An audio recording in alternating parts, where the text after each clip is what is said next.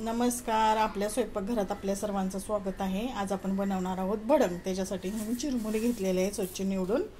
1 वाटी शेंगदाणे, पिठी साखर 2 चमचा, चाट मसाला, हळद, मिरची पावडर, धने जिरा पावडर, कढीपत्ता आणि मीठ, थोडंसं मीठ. आता आपण सुरुवात करू. तर कढईमध्ये तेल ओतून घेतलेलं आहे मी. तेल गरम झालं म्हणजे शेंगदाणे टाकून घेते. शेंगदाणे मी तळून घेते.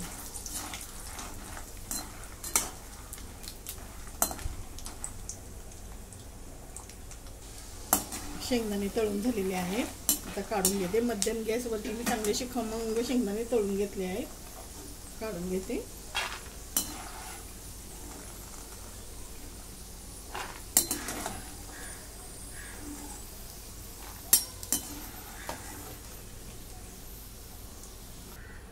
शेंगदाणे काढून घेतले. आता कढीपत्ता मी तळून घेते.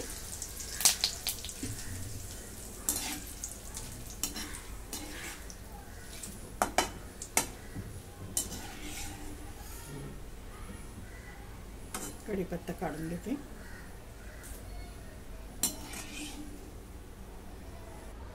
आता ना मी गॅस बंद केला आहे आणि थोडीशी लसूणची पेस्ट टाकून घेते. असं सरबरीत मी लसूण ठेचून घेतलेला आहे. आता हे तळून घेते. गॅस मी बंद केला आहे. एवढ्या तेलातच ते तळून होईल. हे बघा कसं झालं तळून. आता हे तेल मी थोडं थंड होऊन देणार आहे.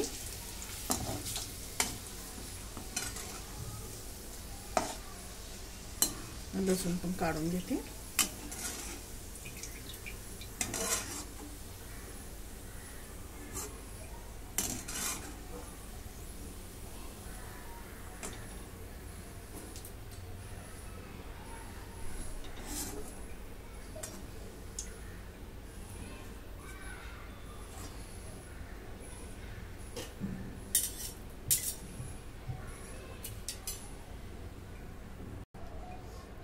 तेल मी थंड करून घेतलं आहे. आता त्याच्यामध्ये पिठी साखर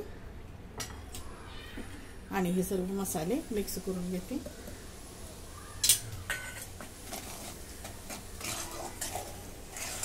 आता हे सर्व एकत्र करून घेते.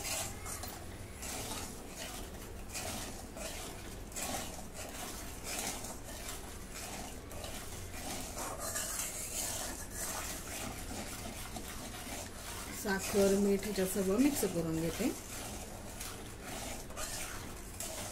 माफ करा, मग अशी मी लसूण दाखवला नाही, विसरले होते.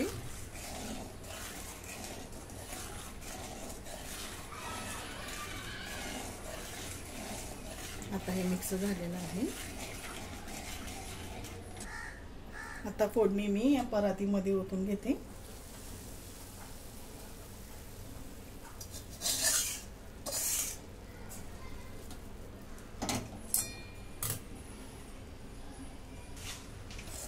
याच्यात थोडे पांढरे चिरमुरे काढून घेतले आणि कढई पुसून आता हे सर्व याच्यात ओतून घेते.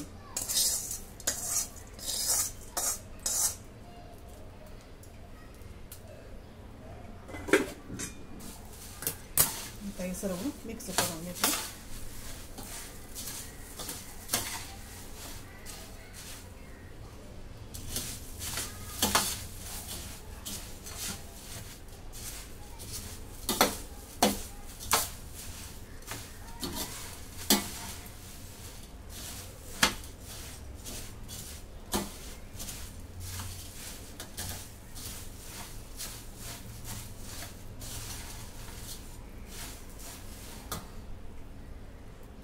आता हे सर्व मी मिक्स करून घेतलं.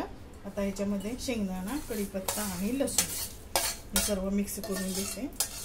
आधी कढीपत्ता का टाकला नाही, कारण मग तो मसाला ना कढीपत्त्यामध्ये जाऊन बसतो. आता ह्या स्टेजला आपण तिखट मीठ कमी जास्त बघू शकतो. कमी असेल तर टाकू शकतो.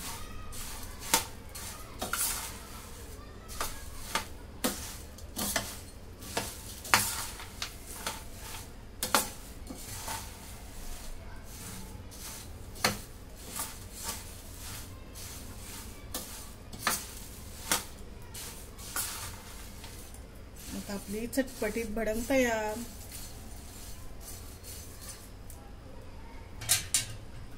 तुम्हाला जर आवडलं तर लाईक करा, शेअर करा, सबस्क्राईब करा. धन्यवाद.